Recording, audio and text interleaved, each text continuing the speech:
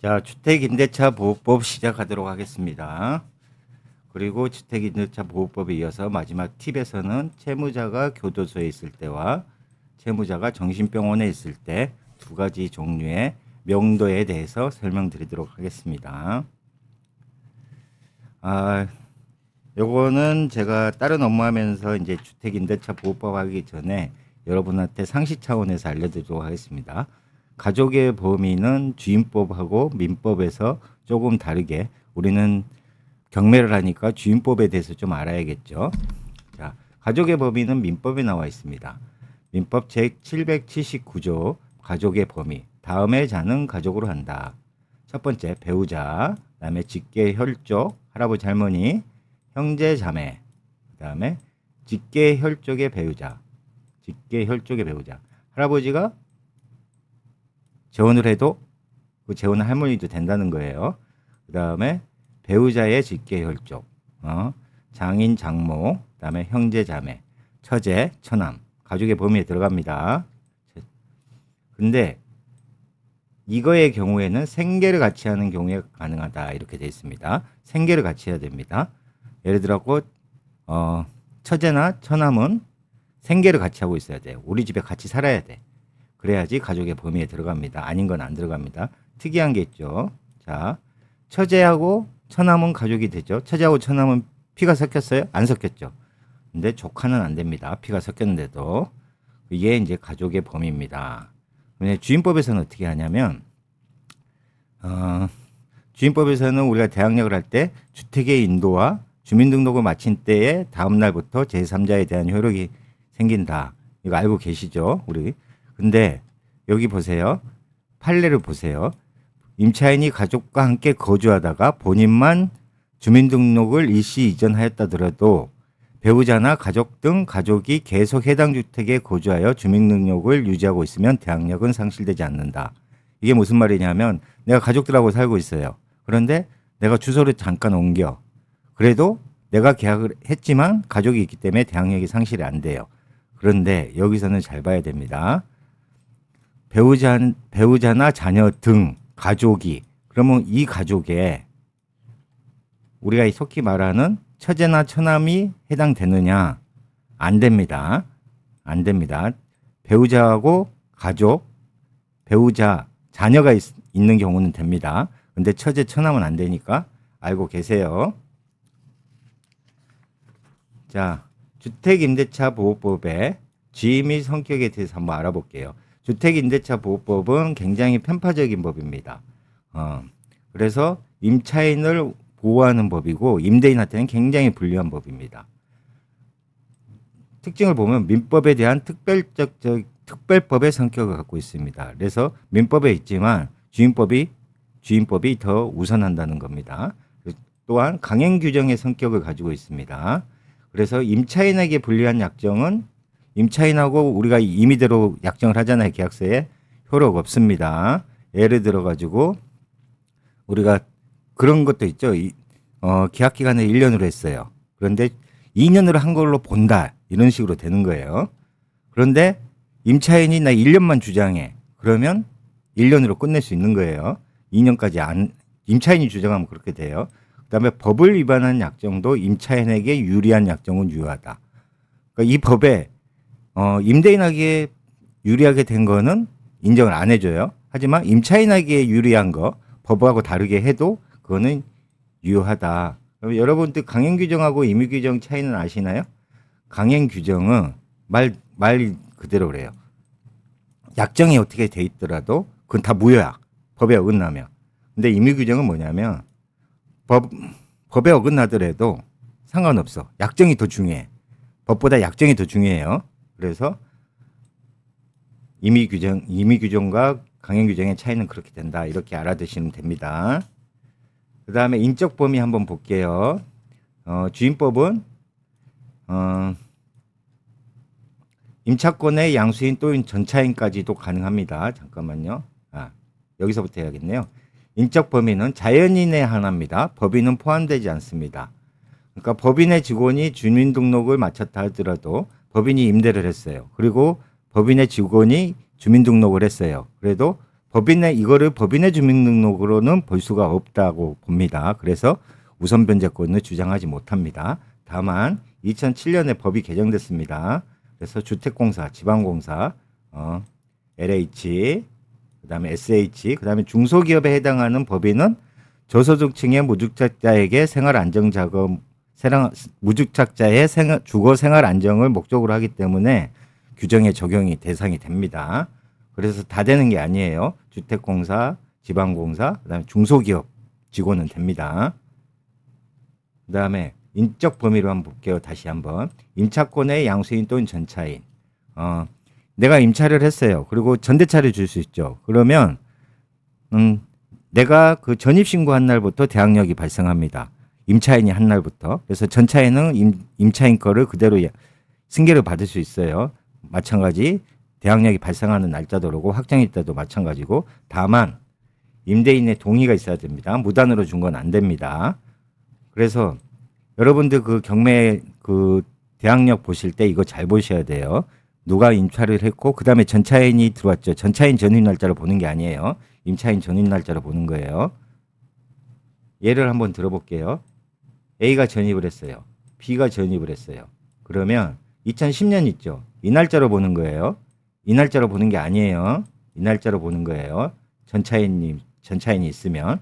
그래서 이거는 그 전입세대 열람도 떼어보고 이게 전차인인지 임차인인지 알아봐야 됩니다. 안 그러면은 대항력이 있는데 없는 것으로 오판할 수 있어요. 굉장히 중요합니다. 그다음에 외국인 및 재외경포가 있습니다. 재외동포. 외국인은 주민등록법상 전입신고를 못해요. 출입국 관리법에 의해서 외국인 등록을 하고 거주 신고를 하게 돼 있어요. 출입국 관리법은 어떻게 돼 있냐면 90일 이상 장기 체류를 하는 비자가 있어요. 90일 이하는 보통 관광 비자고 90일이 넘으면 90일이 넘는 비자는 학생 비자, 뭐 취업 비자 이런 거 다 마찬가지예요. 창업 비자도 마찬가지고 외국인 등록을 하게 돼 있어요. 외국인 등록을 한 다음에 거주 신고를 해야 돼요. 물론 외국인 등록을 할 때 거주 신고한 그 집이 있어야 돼요. 그래야지 외국인 등록이 되긴 하지만 이제 법은 이렇게 돼 있다. 여튼 이 사람도 보호가 된다. 거주 신고한 날짜부터. 요거는 뭐 출입국 관리소 가서 하기도 하고, 그 다음에 어떤 사람들은 거기 주민센터 가서 하기도 해요. 거주 신고는. 그 다음에 재외동포는 거주 신고를 주민등록으로 똑같아요. 재외동포도 외국인이 나왔고, 그래서 거주 신고를 주민등록으로 보기 때문에 가능하다. 이렇게 말씀드리겠습니다. 확인 방법은 있어요. 이 사람들이 전입신고가 돼 있는지 아닌지는 경매 공고가 나온 게 있어요. 그 경매 공고 나온 거 법원 매각 공고 나온 거 하나 뽑아서 주민센터에 가서 신분증 가지고 가면 전입세대 열람과 똑같이 확인을 해줍니다. 그걸 보고하셔야 됩니다.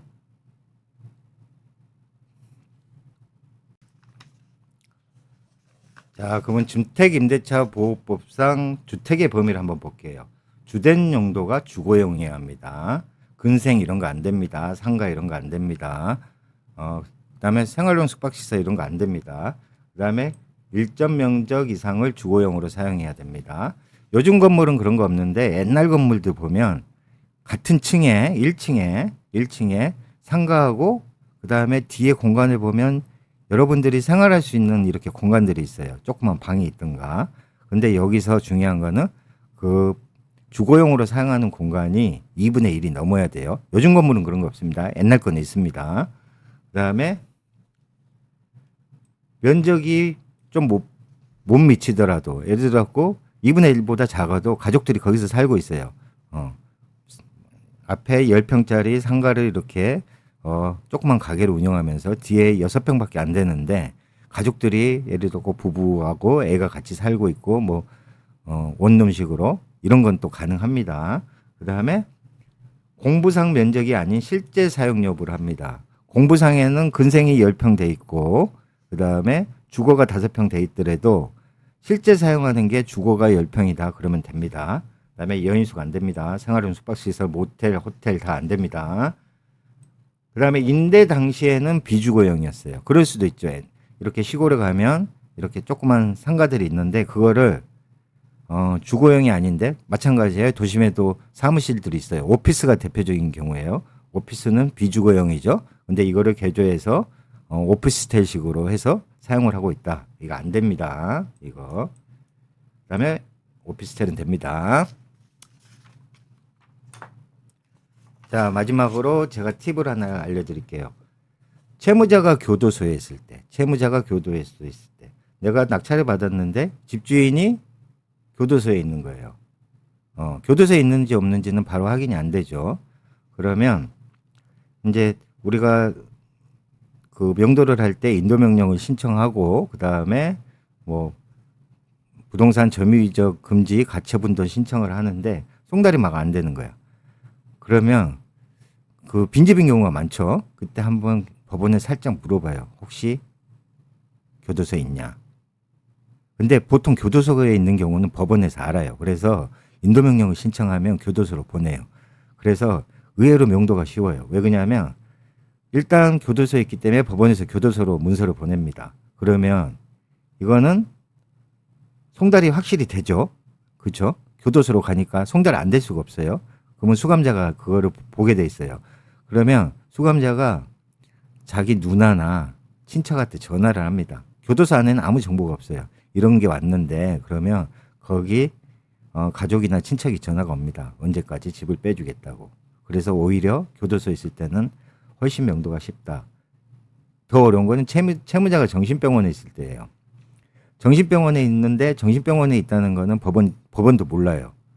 법원도 모르겠죠. 그럴 때는 어떻게 하냐면 일단 집 앞에 메모지를 하나 붙여놓고 여러분 전화번호를 써놓고 가요. 그러면 전화가 옵니다. 가끔가다. 가족이 그러니까 애들하고 딸이라기보다 이제 부부인데 남편 명의로 돼 있었는데 남편이 정신병원 갈 수 있잖아요. 그거는 거의 전화가 옵니다. 그러면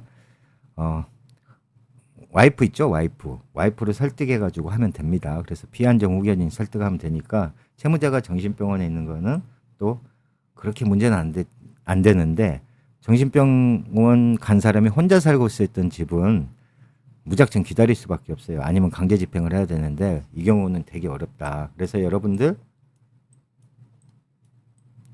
현장 실사로 꼭 가보시고 빈집인 경우 절대 낙찰 받지 마세요. 왜 그러면 송달도 안 되고 이거는 강제 집행해야 되는 수가 있어가지고 시간도 오래 걸리거든요. 그래서 현장 답사를 되도록이면 저녁 때 가보세요. 그래서 집에 가봤는데 저녁 때 불이 안 켜져 있다. 그러면 되도록이면 낙찰 받지 마세요. 굉장히 힘듭니다. 여러분 강의 자료는 좋아요 10개, 그 다음에 구독, 댓글 10개 다신 후 캡처해 주시면 1대1 오픈 채팅방이 있어요. 올려주시면 3일 이내에 제가 송부해 드립니다. 이메일 주소하고 같이 넣어주세요. 그러면 제가 여러분께 자료를 제공해 드리도록 하겠습니다. 감사합니다.